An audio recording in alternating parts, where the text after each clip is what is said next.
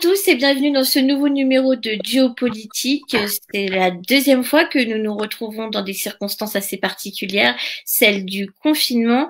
Aujourd'hui, nous avons à nos côtés nos deux journalistes, Juan José Dorado et Matteo Disalberti, et notre chroniqueur Stéphane Tiki, chroniqueur politique. Aujourd'hui, nous allons nous poser une question bien simple qui forcément interroge beaucoup de Français entre réalité et les chiffres officiels des cas déclarés du Covid-19. La question se pose à savoir que fait l'État. Pourquoi? Parce que les chiffres ne cessent d'augmenter.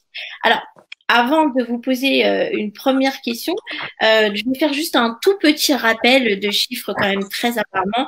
L'Espagne a quand même est arrivée à près de 118 000 cas déclarés pour près de 11 000 morts. Nous rentrerons un peu plus dans les détails avec vous, Juan José, vous nous expliquerez ce que vous en pensez. En Italie, 115 242 cas déclarés pour presque 14 000 morts. En France, près de 60 000 cas déclarés pour bientôt 5 400 morts. Voilà, nous rentrerons un peu plus dans les détails durant l'émission. Alors justement, ces chiffres officiels ne reflètent pas la réalité. On peut aussi parler des chiffres des EHPAD, à savoir l'État a déclaré 884 décès. Voilà. Moi, je voudrais savoir qu'est-ce que vous pensez de tous ces chiffres qu'on nous envoie à longueur de journée. Que pensez-vous par rapport à la réalité, Juan José? D'abord, c'est vrai que les chiffres français sont très particuliers puisque depuis le début de la pandémie, la France n'a toujours pas donné les chiffres complets et réels de ce qui se passait, de ce qui se passe réellement en France. Par rapport surtout à des pays comme l'Italie, à des pays comme l'Espagne, voire à des pays comme l'Allemagne. C'est vrai qu'on a appris que depuis le début de la pandémie, il n'y a eu que 884 décès dans les EHPAD. Quand on voit les chiffres espagnols, on a du mal à croire qu'il n'y a eu que 884 décès, sachant que 570 sont déjà du Grand Est. Il faut rappeler tout simplement, pour comprendre ce chiffre si bas par rapport aux EHPAD en France, tout simplement qu'au début de la pandémie, la France ne testait au coronavirus que les 2 premiers cas dans les EHPAD et les autres étaient considérés en interne comme des cas positifs, même s'ils n'étaient pas testés. Donc, on peut comprendre effectivement qu'aujourd'hui, la France a du mal à donner les vrais chiffres. C'est vrai que ça ferait vraiment du mal. On n'arrive pas à comprendre quand on voit les courbes en Italie, en Espagne, voire en Angleterre, et on ne parle pas encore des États-Unis. On voit que la France ne suit pas complètement le même schéma, et on se dit effectivement que du côté du gouvernement, on joue quelque part avec les chiffres, sachant que depuis le début, ce n'était que les chiffres au milieu hospitalier. Mais ça, on ne nous l'avait pas dit, on nous donnait tout simplement les chiffres, et c'est depuis une petite semaine qu'on sait que c'était uniquement des chiffres dans le milieu hospitalier. Donc, ça crée une défiance de la population, je pense, par rapport à la France et par rapport à son gouvernement, parce qu'effectivement, on dit pourquoi ils nous ont menti, entre guillemets, depuis le début. Oui, parce que bon, rappelons quand même que les chiffres des EHPAD et puis des personnes qui sont à domicile ne sont pas comptabilisés en fin de compte dans les cas déclarés. Qu'est-ce que vous pensez justement de ces chiffres, Matteo?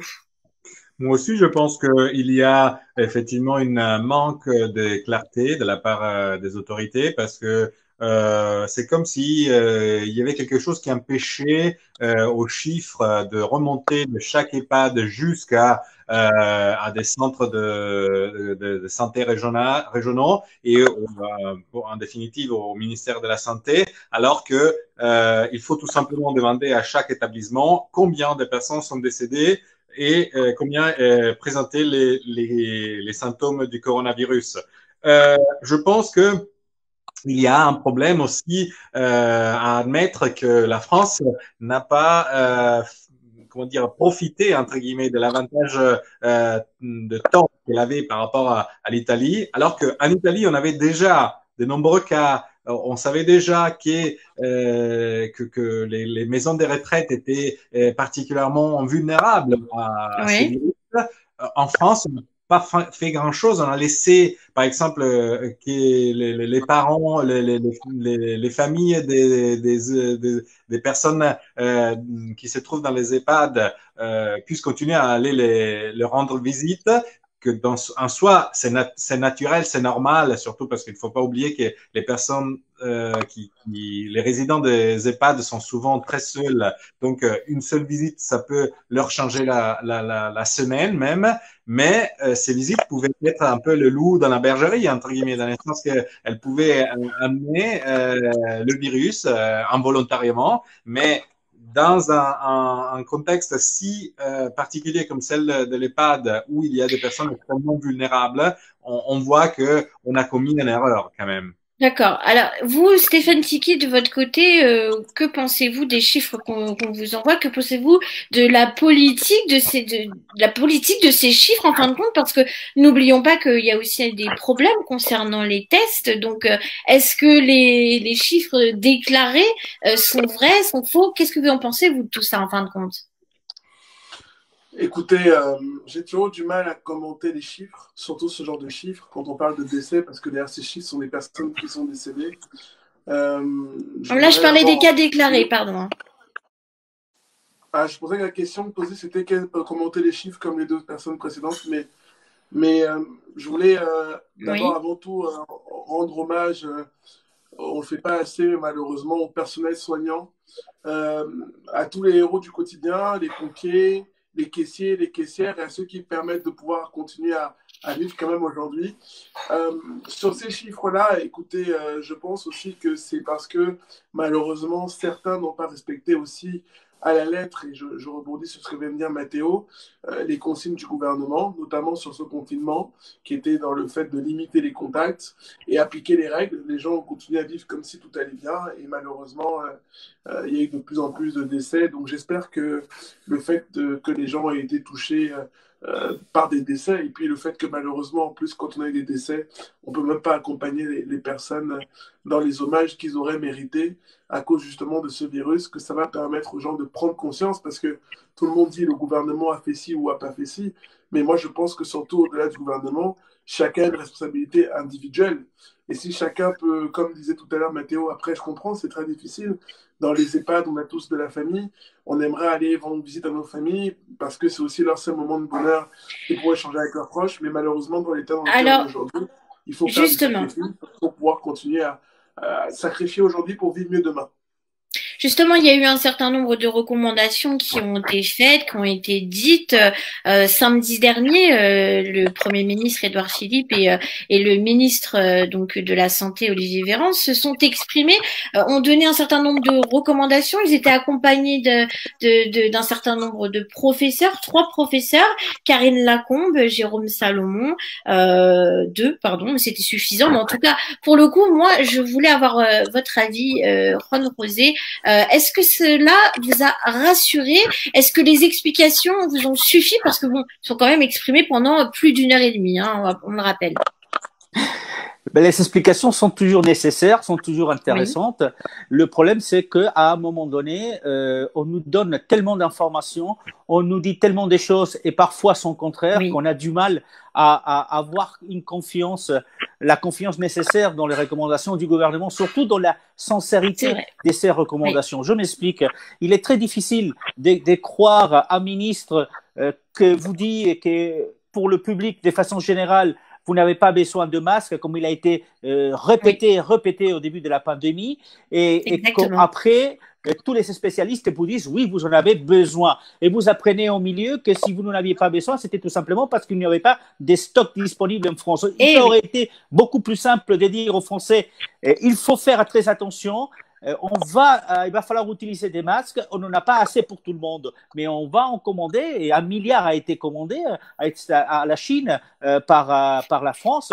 Et je pense que les gens auraient compris de quoi il s'agissait. Mais par rapport au masque, mais c'est aussi par rapport au test. On ne va pas tester tout le monde. On va tester que les 2 premiers cas dans les EHPAD. On va tester que ceux qui arrivent uniquement à l'hôpital et pas les autres. Et quand on apprend qu'effectivement, il n'y a pas assez de tests pour tout le monde, il faut juste se rappeler que samedi dernier, le ministre de la Santé a annoncé que la France avait commandé 5 millions de tests rapides pour généraliser les tests partout en France, parce que les tests sont importants avant, au début de la pandémie, mais ils le sont aussi pour pouvoir sortir justement du confinement auquel on est obligé aujourd'hui. Donc, les déclarations sont intéressantes, il faut les suivre, mais je reconnais que quand vous parlez avec les uns, avec les autres, beaucoup de Français ont du mal à croire à la sincérité de ces recommandations, surtout après ce qui s'est passé avec les tests, surtout après ce qui s'est passé avec le manque des masques en France. Justement, Mathéo, vous, de votre côté, quand vous avez suivi cette conférence de presse, quel a été votre sentiment? Comment avez-vous perçu ces recommandations, en fin de compte, et ces informations? Moi aussi, j'ai été, comment dire, je trouve que c'est important de communiquer, de donner des informations, mais effectivement, je pense que beaucoup de personnes ont du mal à s'y retrouver, dans le sens que on a dit tout et son contraire dans l'espace d'un point. Toujours parce que je crains, on a voulu mêler des schémas politiques à une situation d'extrême urgence et d'extrême gravité. Bien que en France, je répète, on avait déjà un avantage de temps par rapport à d'autres pays. Il faut aussi se dire que en amont, je suis très sceptique à propos des informations qui filtrent ou qui n'ont pas filtré de Chine, parce que si je suis persuadé, c'est une opinion personnelle, mais si les autorités chinoises avaient alerté avant la situation réelle dans leur pays, on aurait pu peut-être se préparer mieux et ne pas faire comme si rien n'était, parce que peut-être on devait déjà se préparer quand ici on fêtait Noël ou le jour de l'an, parce que on a vu que les premiers cas sont arrivés quelques semaines après. Donc peut-être on aurait pu gagner encore plus de temps et éviter l'hécatombe auquel on assiste en France, mais aussi en Italie, en Espagne, etc. Sans doute, les gouvernements européens n'ont pas eu, sur la base des chiffres qui n'étaient pas vraisemblablement très transparentes de chacun, ils n'ont pas eu le temps de s'organiser. Ils ont peut-être sous-évalué cette situation aussi à cause d'un manque de clarté. Alors, Stéphane, moi de mon côté, alors je vais rectifier juste ce que je disais tout à l'heure. Donc, tout à l'heure, on a eu quand même, dans cette conférence de presse, en fait, on a eu 3 professeurs. Donc, on a eu Karine Lacombe, qui est chef des maladies infectieuses à l'hôpital Saint-Antoine. On a eu Jérôme Salomon, qui est directeur général de la santé. Et on a eu aussi Arnaud Fontanet, qui est directeur du département de la santé globale à l'Institut Pasteur. Vous, par rapport justement aux conseils qu'ils vous ont donnés, en tout cas vous, les Français, vous, est-ce que ça vous a rassuré? Comment vous l'avez perçu? Est-ce que vous avez été plus angoissé qu'autre chose ou au contraire, ça vous a rassuré? Vous êtes dit bon, voilà, ils cherchent à donner de plus en plus d'informations et tant bien faire se peut. Qu'avez-vous ressenti à ce moment-là? Écoutez, c'est vrai qu'au niveau du gouvernement, lorsqu'on a entendu la porte-parole, on a eu quelquefois des messages disant tout et son contraire. C'est vrai que si on se réfère aussi aux propos de l'ancien ministre de la Santé, il y a quelques semaines, on a entendu aussi tout et son contraire. Mais moi, j'utilise en ce moment comme règle d'écouter vraiment exclusivement les médecins. Voilà, le professeur Salomon, le professeur Félix C'était le cas, justement, voilà. Qui donnent des recommandations. J'espère que tout le monde applique et respecte les recommandations qui sont données. Eux, ils sont sur le terrain, ils se battent au quotidien pour soigner les gens. Donc, je me dis que s'ils sont médecins, ils sont professionnels, donc ils doivent connaître les choses à faire pour vaincre, pour ceux qui ont le coronavirus, de vaincre cette maladie, et les autres pour éviter d'attraper. Donc, moi, j'écoute avec attention les recommandations des médecins, donc, et je pense que c'est très bien, plus souhaitable qu'on écoute plus attentivement les médecins. Donc pour vous, cette politique d'information va dans le bon sens pour vous, en fin de compte. Le fait de faire parler des professeurs, voilà. Oui, oui, c'est important de faire parler les professionnels, ceux qui connaissent ce dont ils parlent, parce qu'au moins, non seulement ils le connaissent, mais en plus, ils le vivent au quotidien, dans le combat qui est le leur de sauver des vies, hein, parce que malheureusement, on parlait tout à l'heure des chiffres, on parle beaucoup des chiffres de décès, on pourrait aussi parler, heureusement, des chiffres de personnes qui s'en sortent. Et ça, faut quand même dire que c'est grâce au personnel soignant, au personnel hospitalier, aux médecins. Donc, si ces gens-là nous donnent des recommandations, il faut les appliquer. Bah écoutez, en tout cas, je vous remercie parce que là, nous arrivons au terme de notre émission. Je vous remercie vraiment à vous trois d'avoir répondu à mes questions et je vous donne rendez-vous à la semaine prochaine. Et bien sûr, restez connectés, ce sera un grand plaisir. Voilà.